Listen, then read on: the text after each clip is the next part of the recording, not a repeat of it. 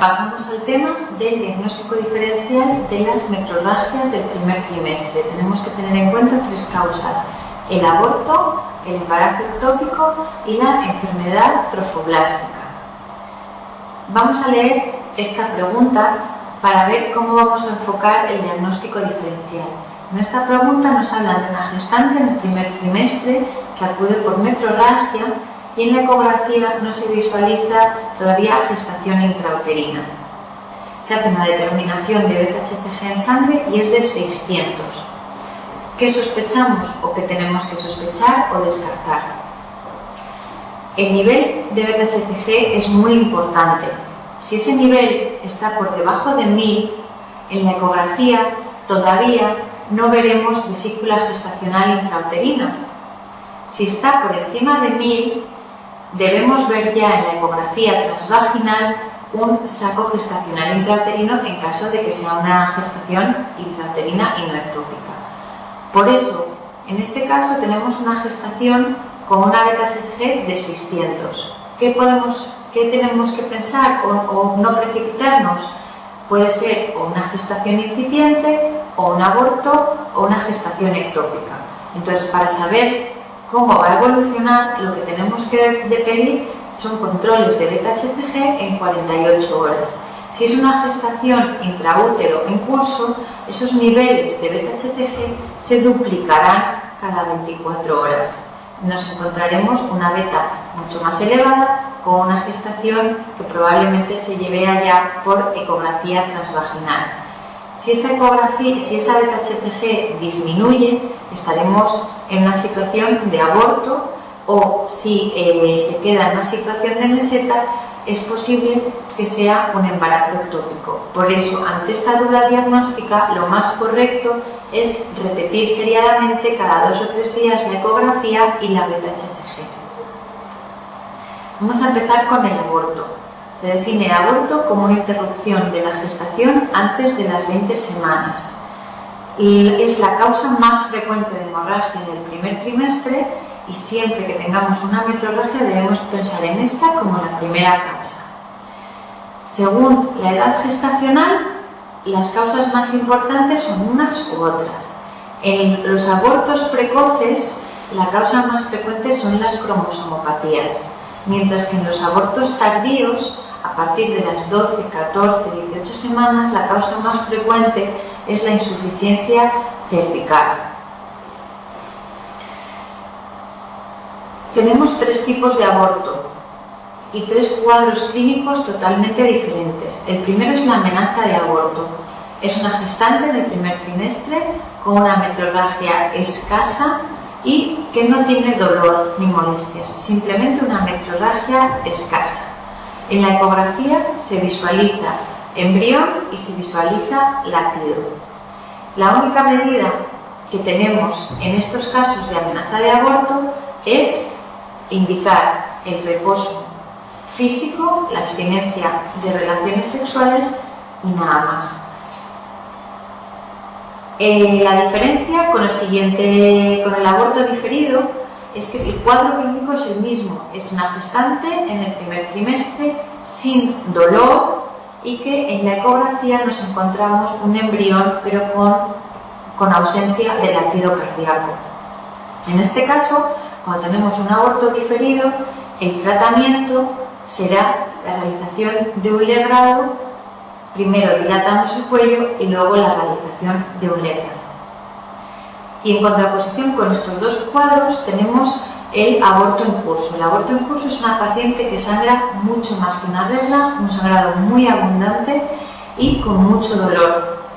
A la exploración nos vamos a encontrar un cuello abierto, sangrando y expulsando restos ovulares. Y en la ecografía podemos ver ya totalmente un útero vacío porque se ha expulsado todo el contenido. Será un aborto en curso o con la persistencia todavía de restos ovulares. En ese caso se trata de un aborto incompleto y es necesario realizar un legrado para evacuarlo y cortar la metrorragia.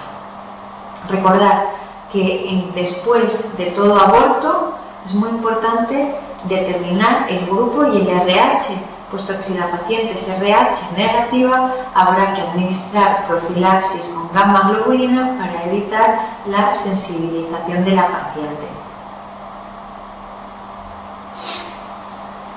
Pasamos al embarazo ectópico. Primera pregunta de embarazo ectópico. ¿Cuál de estas circunstancias es irrelevante en los antecedentes de un paciente que acude al servicio de urgencias de maternidad con sospecha clínica de gestación ectópica? Es decir, nos preguntan sobre los factores de riesgo de la gestación ectópica. Todo aquello que altere la permeabilidad de la trompa supone un riesgo para la gestación ectópica. Por ejemplo, un antecedente de un embarazo ectópico deja una cicatriz en la trompa y aumenta el riesgo de otra gestación ectópica en el siguiente embarazo. Más cosas. El antecedente de una enfermedad inflamatoria pélvica con un absceso a nivel de la trompa dejando una cicatriz residual. El antecedente de una ligadura de trompas. O bien una endometriosis. La endometriosis produce una fibrosis de toda la pared, de toda la serosa que recubre la trompa, con estenosis a nivel de la misma que favorecen el embarazo ectópico. Las técnicas de esterilidad favorecen también la gestación ectópica. Y por último, recordar que el DIU protege más de las gestaciones intrauterinas que de las gestaciones ectópicas. Por eso, en caso de embarazo con DIU, el riesgo de gestación ectópica está aumentado. En segundo lugar, ¿cuál es la localización más frecuente de la gestación ectópica? La localización más frecuente es la porción ampular de la trompa. ¿Por qué? Porque es la porción donde tiene lugar la fecundación. ¿Cuál es la clínica de una gestación ectópica? La paciente acude por dolor abdominal o en una de las fosas ilíacas. La metrorragia es escasa y en la ecografía solo en un 5% de los casos vamos a ver la masa anexial con vesícula gestacional que nos confirmará el diagnóstico de embarazo ectópico. ¿Cómo lo sospechamos y cómo lo confirmamos?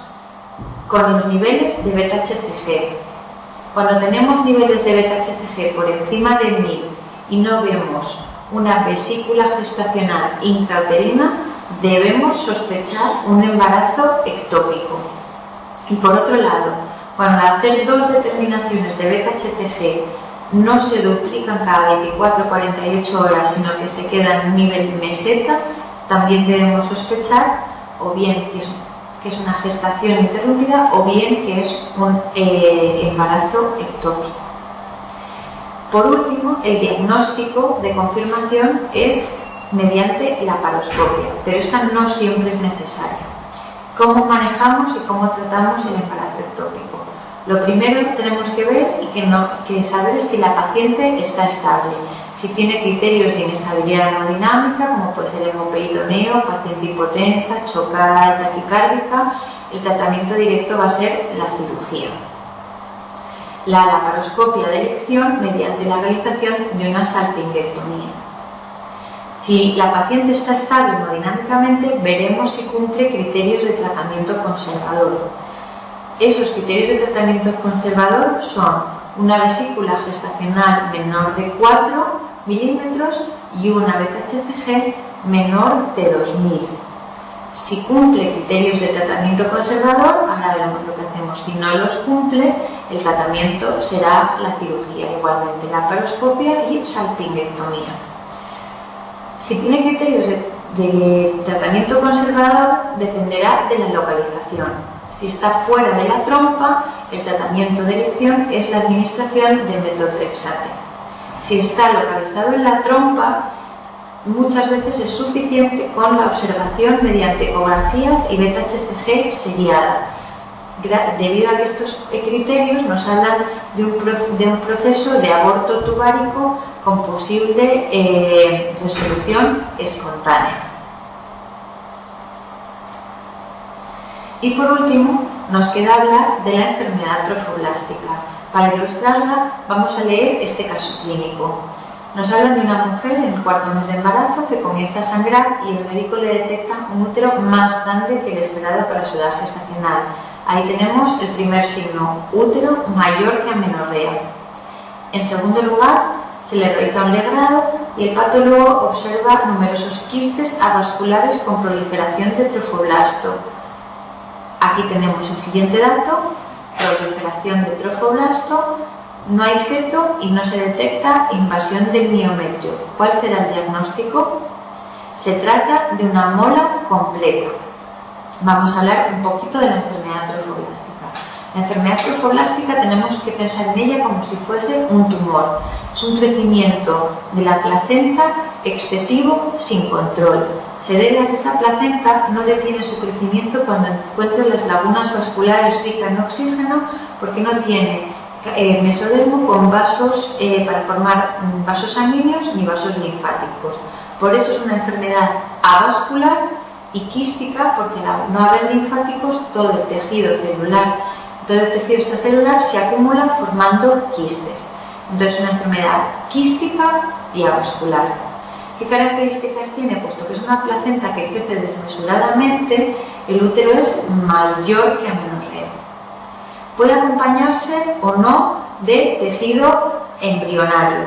Si presenta tejido embrionario, hablaremos de una mola parcial. Y si no lo presenta, hablaremos de una mola completa, que es la forma más frecuente. ¿Qué clínica nos puede dar? La clínica más típica es la de la metrorragia en pellejos de uva por esos quistes que caracterizan al tejido trofoblástico. Es una patología en la cual, debido a que tenemos tanta placenta, podemos encontrar una situación de preeclampsia antes de las 20 semanas. Además, se comporta, al haber mucha placenta, aumentan mucho los niveles de beta-HCG, que son los responsables de los vómitos en el embarazo. Por lo tanto, suele asociarse a hiperemesis gravídica. Si vemos la morfología de la beta-HCG, veremos que tiene una subunidad beta, que es la que le caracteriza su función, y una subunidad alfa, que es común a la TSH, la FSH y la LH. Esa subunidad alfa igual de la TSH puede estimular el tiroides y producir una situación de hipertiroidismo. Por otro lado, esa subunidad alfa igual a la de la LH actúa sobre los ovarios produciendo quistes tecaluteínicos que producen progesterona. ¿Cuál es el tratamiento inicial de una mola? El tratamiento inicial es el legrado por aspiración, no con legras cortantes ni romas, sino mediante aspiración para evitar abrir las bocas vasculares y que ese tejido trofoblástico no metastatice. Sin embargo, el concepto que tenemos que tener es que la mola es un tejido con riesgo tumoral, con lo cual, una vez realizado el legrado, no podemos dejar de vigilar. Y lo que tenemos que hacer es hacer controles seriados con beta-HCG para ver que se negativiza. Si no se negativiza, tendremos que ver si estamos ante una enfermedad trofoblástica persistente intraútero o bien una enfermedad trofoblástica metastásica con lesiones ya fuera del útero. Si la enfermedad está confinada al útero, el tratamiento de segunda línea será la administración de metotrexate seguido de la realización del legrado. Si la enfermedad está ya fuera del útero, una enfermedad trofoblástica metastásica, no tiene ningún sentido la realización de un legrado, con lo cual el tratamiento será la quimioterapia.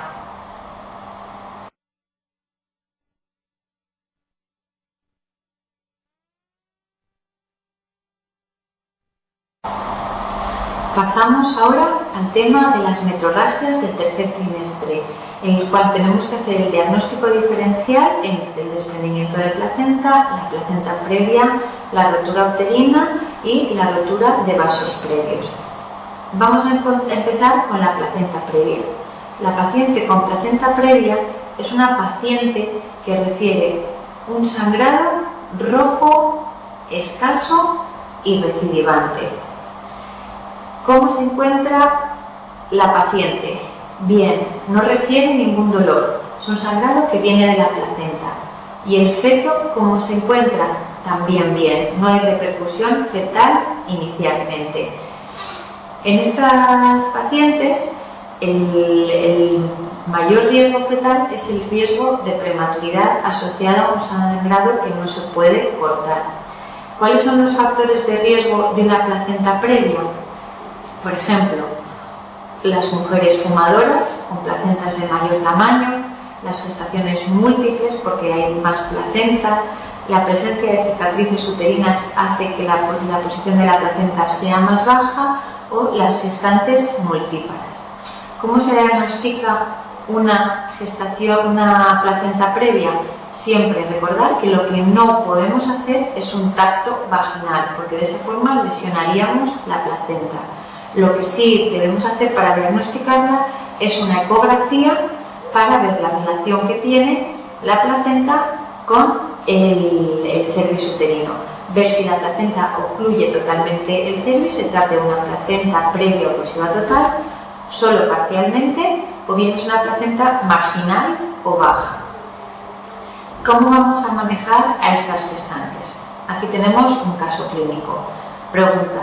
Dice una gestante a término diagnosticada de placenta previa marginal que no sangra, fetoencefálica, visio favorable y buena dinámica uterina. La actitud a seguir es intentar un parto por vía vaginal. ¿Por qué? Porque es una placenta previa marginal. Vemos este algoritmo y lo primero que tenemos que diferenciar para saber cómo se manejan las gestantes con placenta previa es que debemos saber si están a término o pretérmino. Si están a término, hay que ver cómo está situada la placenta. Si es una placenta previa, oclusiva, total, la única forma de finalización de gestación es una cesárea. Sin embargo, si es una placenta previa parcial, marginal, el descenso de la cabeza puede comprimir y rechazar esa pequeña lengüeta de placenta y permitirse un parto por vía vaginal. En caso de placenta previa parcial o marginal, intentaremos entonces un parto por vía vaginal. En caso de que estemos hablando de una gestación prematura, lo primero que tenemos que descartar es que esta paciente esté teniendo una amenaza de parto prematuro, porque esa placenta sangra al abrirse el cuello y el cuello se abre por la presencia de contracciones. Si se confirma que la paciente está teniendo contracciones, el ingreso estará indicado para la administración de corticoides y maduración fetal y la administración de tocolíticos para frenar las contracciones. Si cesa la hemorragia y cesan las contracciones, lo más adecuado será esperar hasta llegar a la gestación a término y en ese caso decidir en función del tipo de placenta. Sin embargo, si las contracciones no ceden y la hemorragia persiste hasta tal punto de que pueda suponer un riesgo tanto materno como fetal, independientemente de que la placenta sea oclusiva total o parcial, al tratarse de un feto prematuro, la vía de finalización de la gestación va a ser la cesárea. Pasamos al desprendimiento de placenta. Vamos a ver un caso clínico típico. 38 semanas, que durante el periodo de dilatación empieza con un dolor brusco y continuo en el abdomen. Se observa una metrorragia escasa y un aumento del tono uterino en la palpación abdominal. Este es el cuadro típico del desprendimiento de placenta. Cuando se desprende la placenta, el útero se forma un hematoma detrás entre la placenta y el miómetro y el útero se contrae para evitar que esa placenta se siga desprendiendo. Esto genera un círculo vicioso debido a que al contraerse el útero no permite la buena oxigenación y se va desprendiendo cada vez más. Se trata, por lo tanto, de un útero hipertónico con una paciente que refiere muchísimo dolor. Sin embargo, el sangrado es ese procedente del hematoma que se está formando. Es un sangrado oscuro y muy escaso. ¿Cómo se encuentra este feto? Pues con riesgo de sufrimiento fetal, porque cuanto más hipertonía tenemos y más desprendimiento, más riesgo de hipoxia. ¿Cuál es la conducta a seguir? La extracción fetal por la vía más rápida. Factores de riesgo para el desprendimiento, por ejemplo, un polihidramios, la rotura de membranas por una descompresión importante al salir de todo ese líquido amniótico puede favorecer el desprendimiento de la placenta. También la preeclampsia, un cordón corto, una hipofibrinogenemia, la multiparidad y otros factores. A continuación pasamos a hablar de la rotura de vasos previos. Es otro caso clínico muy típico. Es una secundípara, 30 años, que ha transcurrido el embarazo con toda normalidad y se ha puesto de parto de forma espontánea hasta el momento en el que se rompe la bolsa, que está con 4 centímetros. Al romperse la bolsa comienza con hemorragia de sangre roja y aparece una situación de sufrimiento fetal agudo. Este es el cuadro típico de la rotura de vasos previos. Cuando se rompe la bolsa aparece la hemorragia y el sufrimiento fetal muy agudo. ¿Qué son los vasos previos? Para que se dé la situación de vasos previos se debe dar una condición del cordón umbilical que se llama inserción velamentosa del cordón. Y es que el cordón va pegado a las membranas que están por delante de la presentación fetal. De forma que al romperse la bolsa se rompe también el cordón umbilical. ¿Cómo está la madre? Su estado general es bueno, no refiere dolor. La sangre es una sangre roja, intensa y de mucha cantidad, y el que está en riesgo es el feto, que empieza a presentar rápidamente signos de sufrimiento fetal. El más característico es que empieza a presentar una ondulatoria sinusoidal por la anemia severa que presenta. En estos casos lo que hay que hacer es la extracción fetal inmediata por la vía más rápida. Y por último nos queda la rotura uterina.